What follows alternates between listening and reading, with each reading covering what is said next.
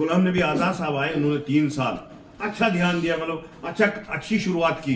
जो कि टूरिस्ट देखो जो काम करता है, हमारी पार्टी का तो नहीं है, लेकिन जो काम करता है उसका नाम लेना चाहिए। अच्छा काम उसने हमारे लिए मतलब भद्रवा कॉन्स्टिट्यूंसी के लिए किया, और उसको आगे बढ़ाना किसका काम था? इन लोगों का काम था, लेकिन इनने कभी ऐसा नहीं सोचा और हमेशा हमको पीछे रखा। ऐसी खूबसूरत जगह ये जो भद्रवा की कहीं मिलेगी बताओ? ये कांग्रेसी जो है ना और एनसी वाले नैरेटिव जल्दी फिक्स कर दे, ऐसे करते हैं इनसे हमारे लोग भी ये हो जाते हैं। हाँ सच्ची बात है। मैं इनको गप सुनाता था, एक भेड़ू लिया था किसी ने, तो वो भेड़ू उसने किसी ने लिया था, कांग्रेसी के ही बैठे थे 7 आदमी। पहले तो ये सोचते थे इसको हम झपट के ले जाएं, लेकिन फिर कहते शोर हो जाएगी। उन्होंने क्या किया, हर मोड़ पे बैठ गए वो, तो इसने ये भेड़ू चलाया, बेचारा गरीब है। आगे गया तो मोड़ पे बैठा था, कहते जी ये आपने गिदड़ कहाँ चलाया? कहते यार भेड़ू है, तुझे आंखें फटी है। आगे निकल गया था दूसरा, कहते गिदड़ कहाँ चलाया? भेड़ू। कहते यार भेड़ू तुझे हुआ क्या? तीसरे पे भी वही, चौथे पे भी वही, 5वें भी वही, जब 6ठे पे गया फिर भी वही, अब 7वें पे गया तो जब उसने कहा, कहते यार ये कहते गिदड़ चलाया कहाँ है? इसने कहा मेरी आंखों को कुछ हुआ। उसने राशि खोली, वो भेड़ू छोड़ दिया, माँ की सीधी भेड़ू की दे दो मन। ये जमात है एनसी और कांग्रेस वाले, काम हम करते हैं और ये उसको उल्टा करते, तो हमारे वर्कर भी ठकाए जाते हैं। नरेगा काम जो है ये 2005 में शुरू हुआ है कांग्रेस के दौर में, मगर मिलता था गरीबों को।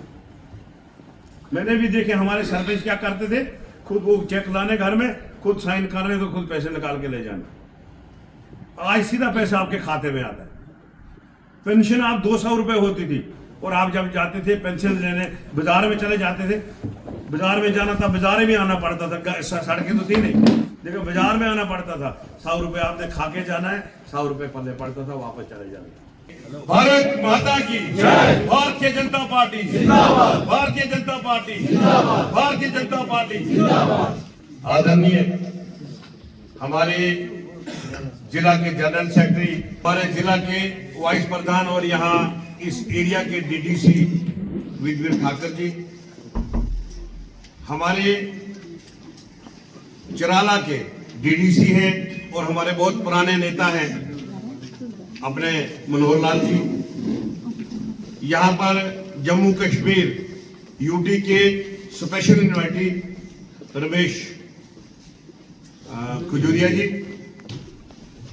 यहाँ पर आज नाए हमारे एक जो नाए नौजवान हैं, आज इनको बहुत बड़ी जिम्मेवारी जो है एसटी मोर्चे की सारी स्टेट में वाइस प्रधान के रूप में दी है। ऐसे हमारे परवीन दरियाल जी,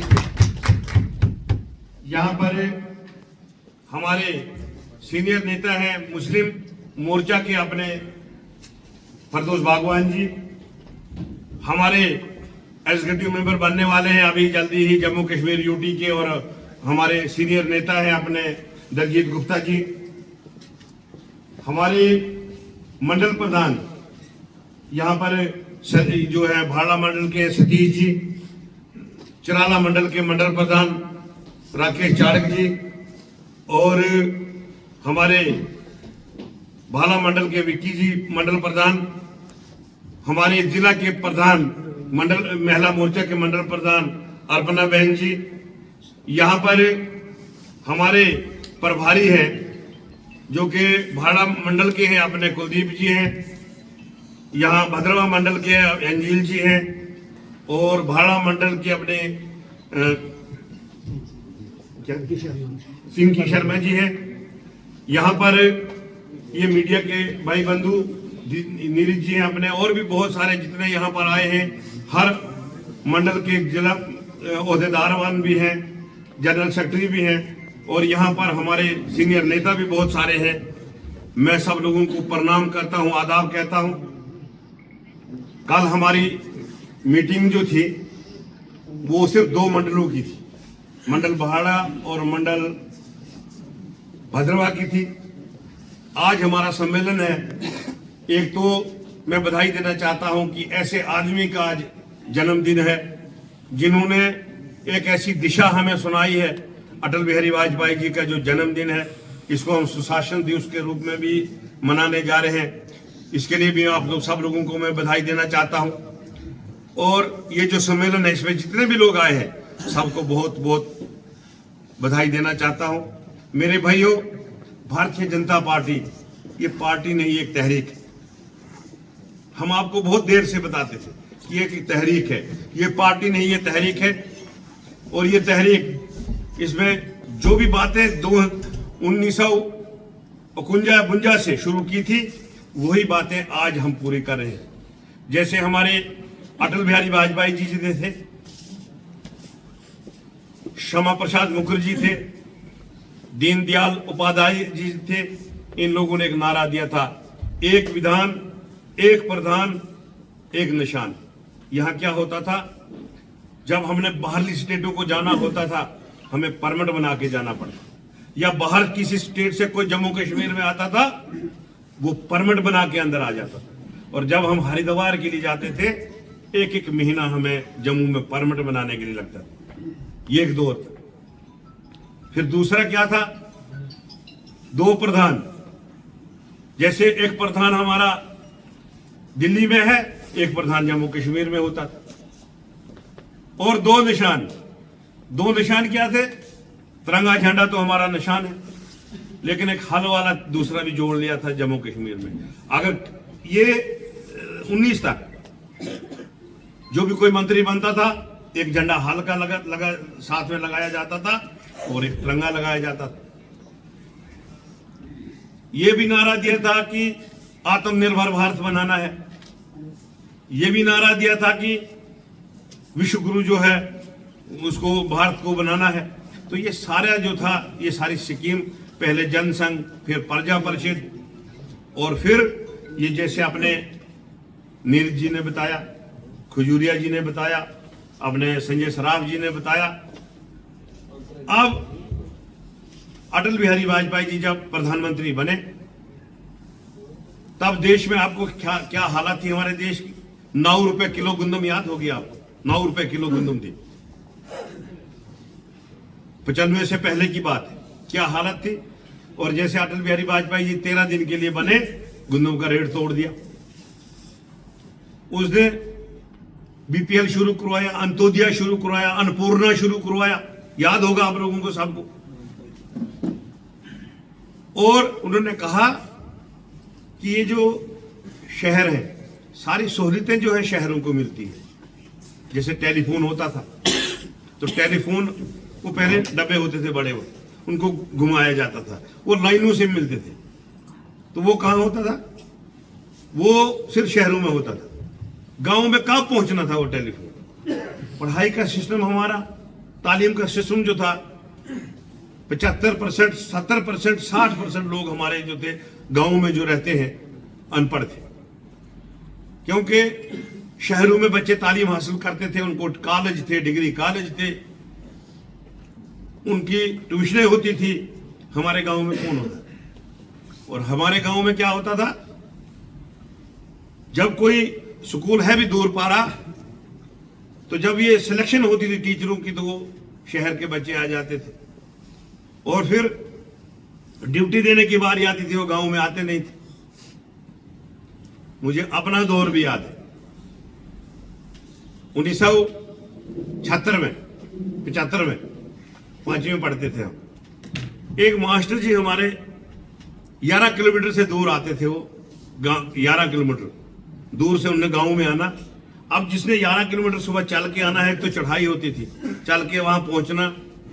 और फिर जब वो 10 बजे पहुंचता था तो पहले वो सो जाता था 1 घंटा। उसके बाद उसको वो बच्चों को कहता था टांगे दबाओ, फिर हमने टांगे दबा ली। और फिर 3-4 बजे उसने चले जाना। 70-80 बच्चे होते थे। आप बताओ एक क्या करता। इस किस्म की तालीमें होती थी हमारे गांव में, इतनी बुरी हालत थी हमारी।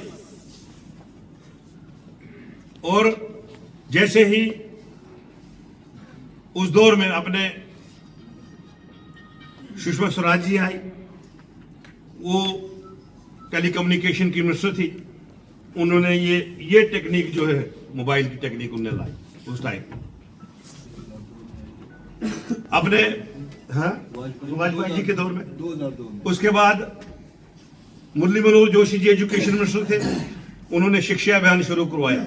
उन्होंने कहा कि गांव में हमारे लोग रहते हैं, 80% लोग गांव में हैं, उनको कैसे तालीम हासिल, उनके तालीम कैसे पहुंचाई जाए। तो शिक्षा अभियान में उन्होंने हर बूढ़ों के स्कूल शुरू करवा दिए। उन्होंने कहा कि जिस गांव में जो पढ़ा लिखा है रहबरे तालीम शुरू करवा दिया कि वहां के ही बच्चे एडजस्ट हो जाएं, वहां स्कूल खुलवाए और वहां के ही बच्चे एडजस्ट हो जाएं, रहबरे तालीम शुरू किया। तो जिसके कारण आज उस दौर की बात है ये। और आज हमारे गांव में मेरे ख्याल में सबसे पढ़े लिखे नौजवान जो है वो आज गांव से निकल रहे हैं। आज आपने देखा केस लड़के कहां से निकल रहे हैं, ज्यादा गांव के निकल रहे हैं कि ये वहां तक पहुंचे। आज मोबाइल चलाने वाले ज्यादा गांव के लड़के तेज हैं। तो कहने का मतलब है कि ये स्कीमें जो थी पुरानी उनने शुरू की थी, अटल बिहारी वाजपेयी जी ने शुरू की थी और इनको पूरा किसने किया? मोदी जी ने पूरा किया। 2 विधान खत्म कर दिए, 2 निशान खत्म कर दिए। उसके अलावा मिलिटेंसी क्या थी, पीक पे होती थी। जब हम 2014 में एमएलए बने थे, जब हम कश्मीर जाते थे, तो कश्मीर जब हम जाते थे तो हमें बाहर गलियों में इजाजत नहीं होती थी बाहर जाने। खाना खाना है तो हॉस्टल में ही खाना है, बाहर नहीं निकल, थोड़े से बाहर घूमते थे हम, ज्यादा बाहर घूम नहीं सकते थे। अगर हमने बाहर जाना है सिक्योरिटी की 2-2 गाड़ियां हमारे साथ होती थी, तब जाके कहीं हमें जाने दिया जाता था। इस बार जब हम आए हैं, जब से धारा 370 खत्म हुआ है, पहले क्या होता था वहां पत्थरबाजी, एक कैलेंडर निकलता था, उसमें होता था कि शुक्रवार को पत्थरबाजी होगी, फिर जिस दिन हड़ताल होगी इस दिन फलाना होगा। वहां के लोग भी तंग थे, मजबूर थे, और शुक्रवार को तो हम बाहर निकल ही नहीं सकते थे, पत्थरबाजी शुरू हो जाती थी।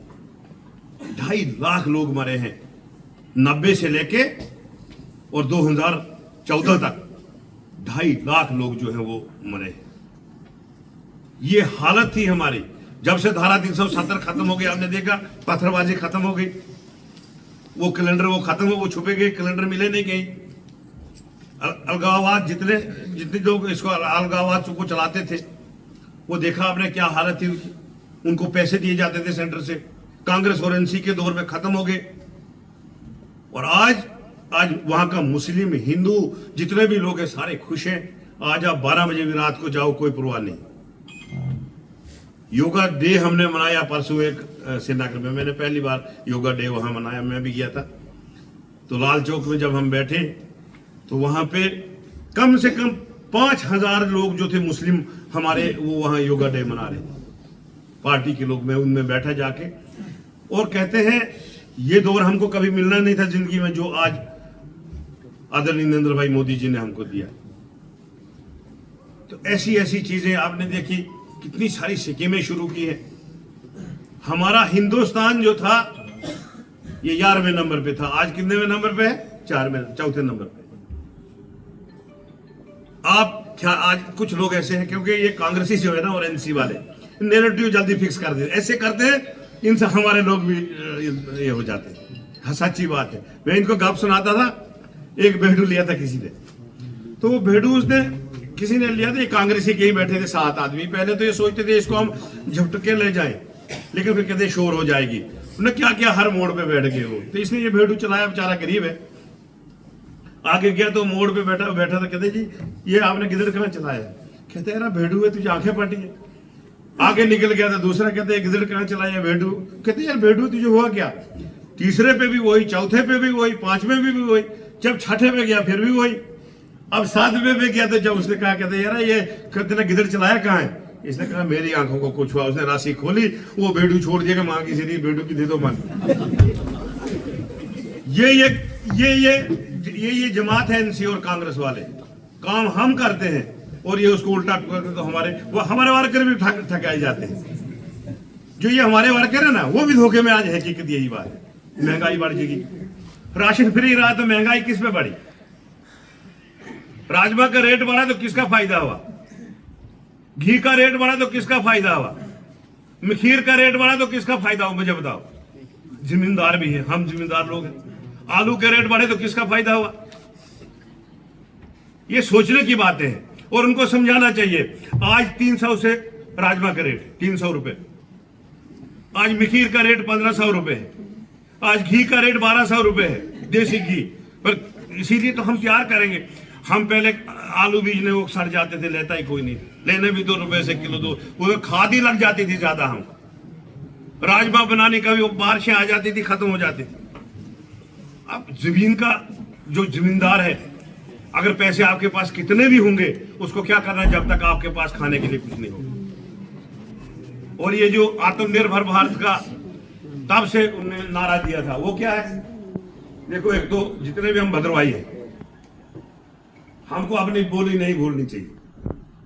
ये जो भद्रवाही भाषा है बहुत प्यारी भाषा है। हमारे इसमें 2-3 भाषाएं हैं। कश्मीरी भाषा भी हम यहाँ बोलते हैं, गोजरी भी बोलते हैं, भद्रवाही भी बोलते हैं, लेकिन असली हम रहने वाले भद्रवा के हैं। भद्रवा की भाषा को हमने नहीं छोड़ना। अब बाहर के लोग जब आते हैं तो पूछते हैं भद्रवाही राजमा, कहते हैं ना, मशहूर है हमारे। अब दिल्ली जाते हैं, खरीदते हम दुकान से ही है, तो ले जाते हैं कि अच्छे भद्रवाही, क्योंकि भद्रवाही आदमी आया है तो भद्रवा के राजमा लेके आया, खाए वो उधर के। तो इस तरीके से कोई ऐसी चीज भी हमने भद्रवा की तैयार करनी है। जैसे हिमाचल की टोपी आज सारे लगा रहे हैं, हम लगा रहे ना, और साथ में उनका गुलबंद भी लगाते हैं। बहुत अच्छे खुश हो जाते हैं हम कि हमें कोई अपनी भद्रवा की चीज तैयार करनी है, और वो ऐसी चीज हो जो कि भद्रवा के लोग, वो बाहर से जब लोग आते हैं, क्योंकि ये टूरिस्ट प्लेस है, ये ऐसी बात नहीं, कोई कमी नहीं है। इसके थोड़े से जो बाहर के ही हमेशा यहाँ पे प्रधानमंत्री रहे, ये क्या कहते हैं, वजीर-ए-आला रहे बाहर के, यहाँ के नहीं रहे, कश्मीर के ही रहे हमेशा, उनके पास ये सारी चाबी रही। उन्होंने कम ध्यान दिया यहाँ हमारे जम्मू कश्मीर के लिए, खासकर भद्रवा के लिए बहुत कम ध्यान दिया। और गुलाम नबी आज़ाद साहब आए, उन्होंने 3 साल अच्छा ध्यान दिया, मतलब अच्छी शुरुआत की। जो कि टूरिस्ट, देखो जो काम करता है, हमारी पार्टी का तो नहीं है, लेकिन जो काम करता है उसका नाम लेना चाहिए। अच्छा काम उसने हमारे लिए, मतलब भद्रवा कॉन्स्टिट्यूंसी के लिए किया, और उसको आगे बढ़ाना किसका काम था? इन लोगों का काम था, लेकिन इनने कभी ऐसा नहीं सोचा और हमेशा हमको पीछे रखा। ऐसी खूबसूरत जगह ये जो भद्रवा की कहीं मिलेगी? बताओ, मिलेगी कहीं ऐसी जगह? आप जब पुरानो क्रॉस करोगे, मुझे परसों कोई मजाक कर रहा था, कहते तूने कहा कि पुरानो क्रॉस करके और कहरा क्रॉस करके आबोहवा चेंज हो जाती। मैंने कहा हकीकत है, उसमें कोई दो राय है ही नहीं। मैं जब जम्मू से आया था तो मैं पुरानो तक आया तो मुझे कोट लगा, जैकेट लगी थी, लेकिन पुरानो से ये कोट नहीं, खाली स्वेटर लगी थी। लेकिन जब पुरानो क्रॉस किया तो मुझे सर्दी लग गई, मैंने कोट लगाना शुरू कर दी।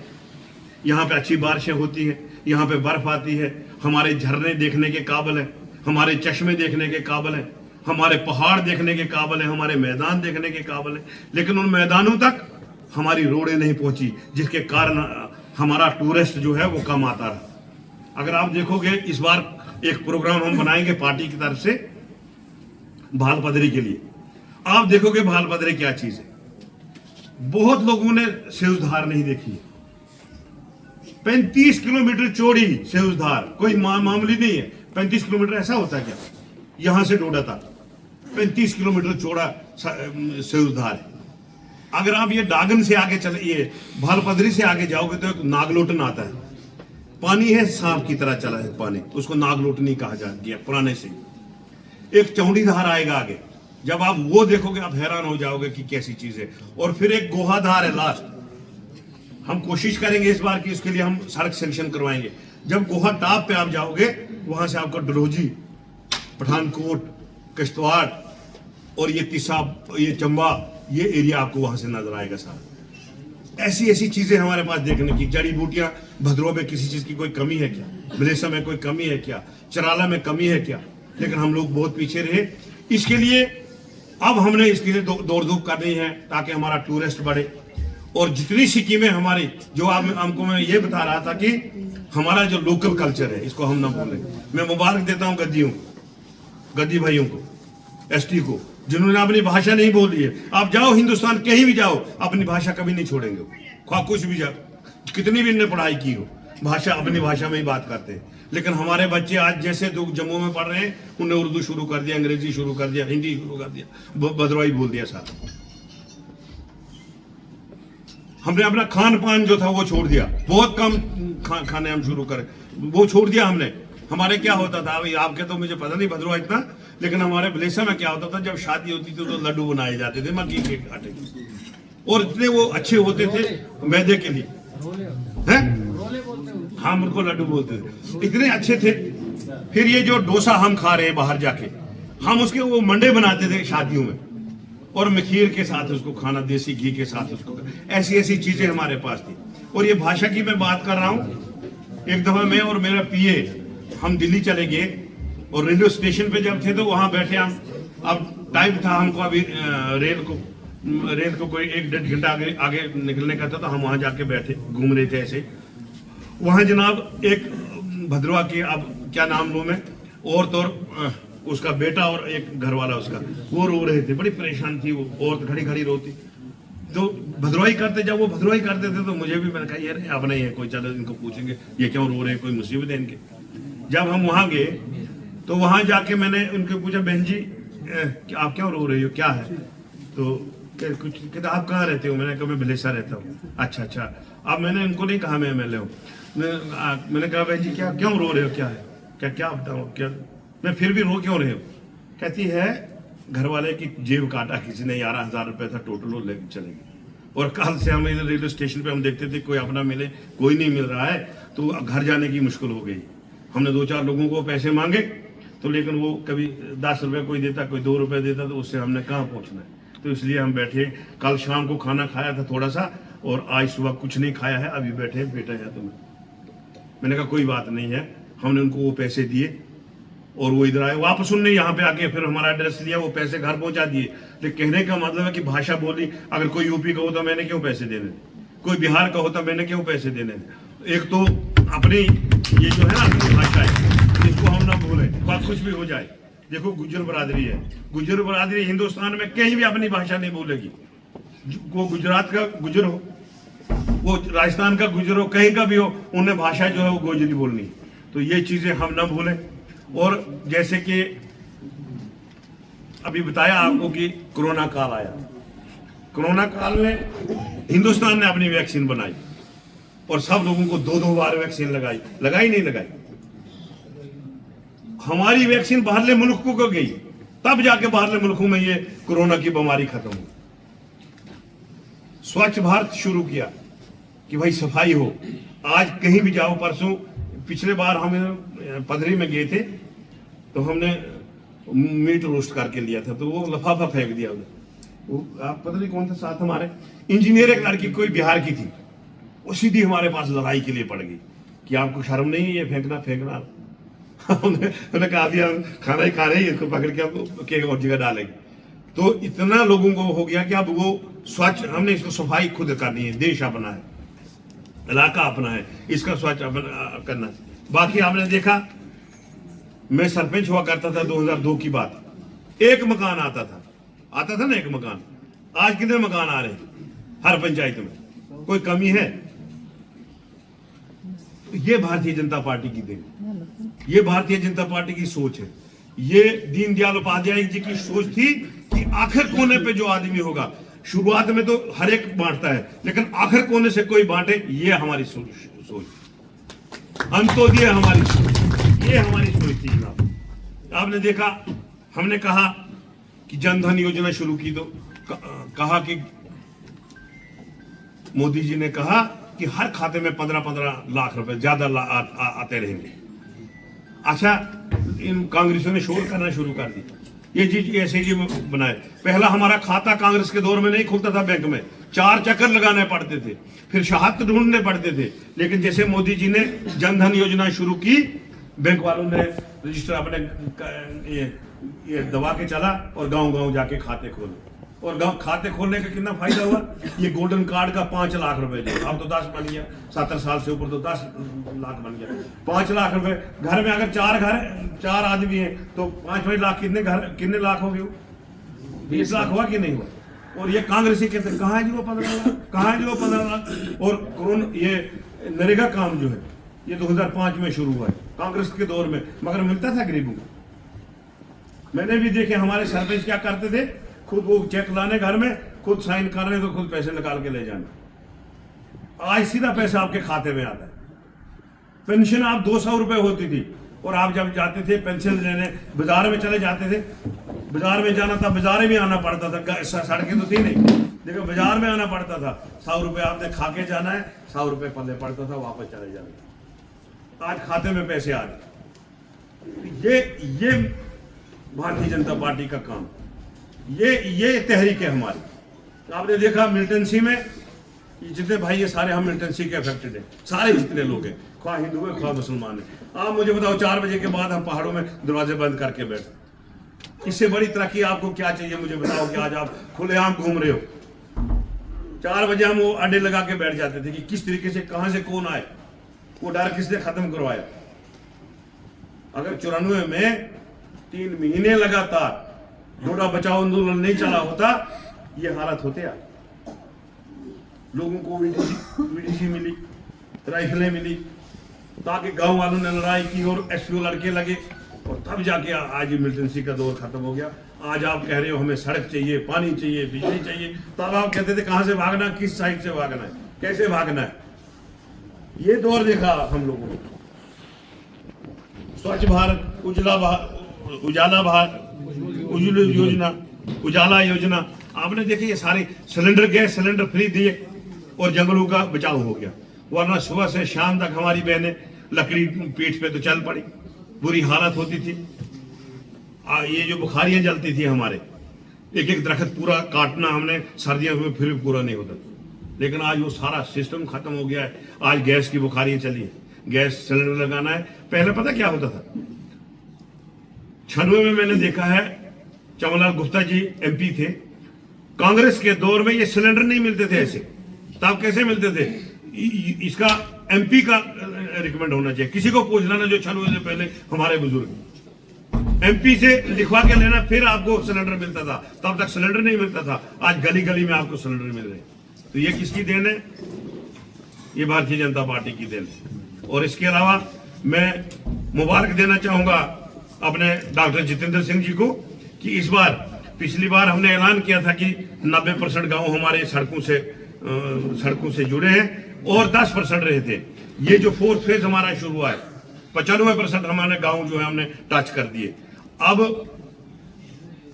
31 सड़कें जो है PMGSY में सैंक्शन हुई है 4th फेज में, उसमें 16 सड़कें जो हमारी भद्रवा कॉन्स्टिट्यूंसी की है। इसके लिए मैं आपको बधाई देना चाहता हूं। और गुंजा प्रोजेक्ट हमारे जो है दूसरे 4th फेज के 2nd पार्ट उसमें है।